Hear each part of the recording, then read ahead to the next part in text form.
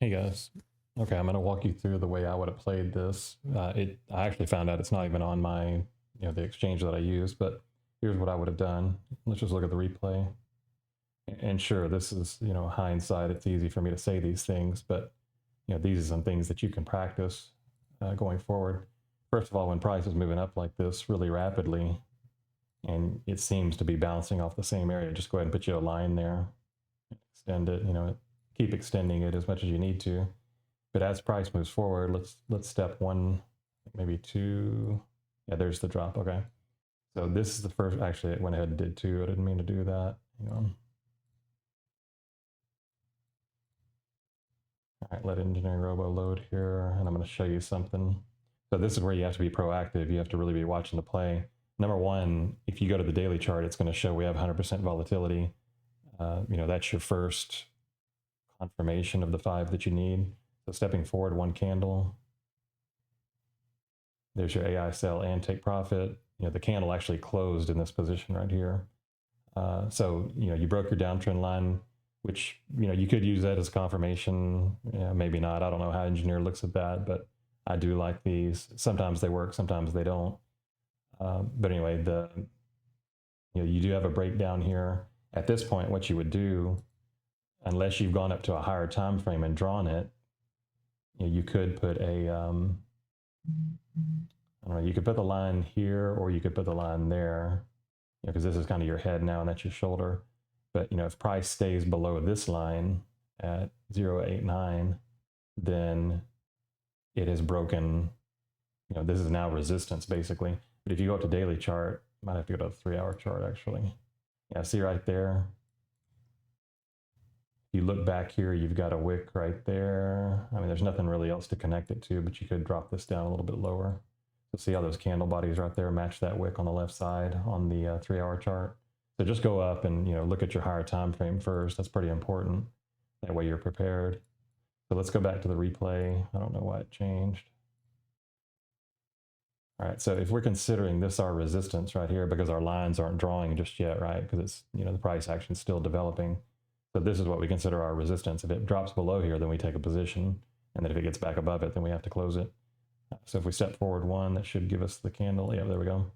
So on this candle, because you got 1, 2, you broke the resistance right there. That's 3 confirmations. Here's AI social intelligence score. That's 4, and you have 102% volatility right there.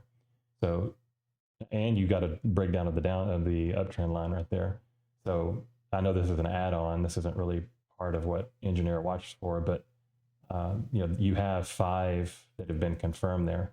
Now the danger is sometimes on a quick dip like this, sometimes you get a move like that where it comes back and retests that line. I don't know what that looked like on the 1 minute or I have to go really down, really far down to see what it did.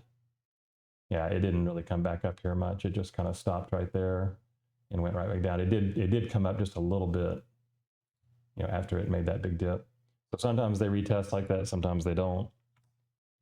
And on the next, I mean, you could have taken the position there, and then on the next candle,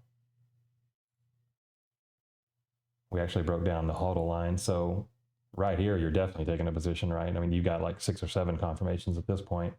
You're 15 minutes bearish. So, these are some of the things you need to think about in real time. And, I don't know how experienced you are. I'm responding to, what was your name? 80.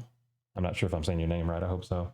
But, the more you do this, the more comfortable you get with it.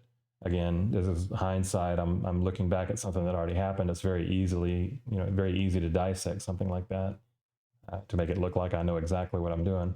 I mean, I get fooled on some of these too. It happens sometimes.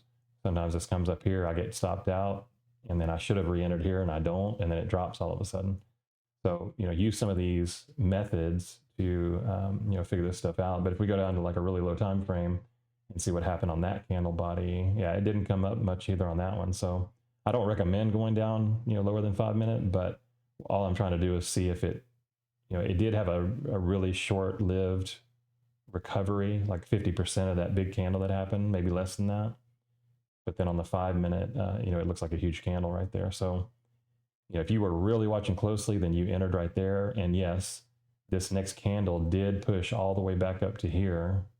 in real time, it would have pushed back up to here because I can see that wick right there. So candle came down, it closed right there when this candle was done at 8 cents. And then right after that happened, it pushed up to here and then fell back down. So this would have been pretty scary, but you can see it got close to that resistance line that we drew ourselves and then it rejected. And so you probably would have felt better on this candle, but if you were really watching closely, you probably entered on this one. So on something like this, maybe wait a tick or two, just to see if it's going to come back up and maybe you can get a better position. But usually when you see an AI sell and AI take profit after a big 100% move, and it's really the first big dip that you had in a long time, it's usually going to be the one that you can make a lot of money on. But it's tough. I mean, it's tough in real time, I agree. But hopefully this stuff can help you. Yeah, I mean, look, the HODL line at this point is probably going to act as your resistance. So let's say you missed all that and you're waiting on another position to take. Well, the thing to do here is wait until it comes back up and touches the HODL line. Because when you're in a bearish move like this, you want to take positions when it comes back up and it rejects at the HODL line. So let's just see what would have happened here. Okay, right there, it almost touched it. I mean, admittedly, it didn't touch it exactly, but you could have taken that. If you missed all of this, actually, it did touch it right there. Just the corner of that touched it. So technically, you could have taken a position there as well. And then as far as, profit taking, this thing started drawing your line. It rejected this line. So is it going to come down to here? Hopefully. You want to play this range if you can. But if you got a candle close back above this line here, then you would have to consider that it could be turning around on you, at least temporarily, especially if you get a candle body close above the HODL line. But remember, use the same method that you use to take the short. Like right there, you'd probably be out of your trade, most likely. But I would suspect it probably dropped down again. I'm just seeing, no, looks like it kept going. Yeah, it's kind of recovering, I guess, but well, let's just turn this off, see what happened to it. Oh yeah, it did kind of recover. So anyway, after a big dip like this, sometimes it recovers 50% and then it has another dip or whatever. Or it could just have a continuation and keep pushing up back to this peak right here, and then it'll reject again because that's an order block at that point. But anyway, that's much more detailed and technical. Hopefully this helped you. Let me know if it didn't. I think practicing these things in real time will help you a lot.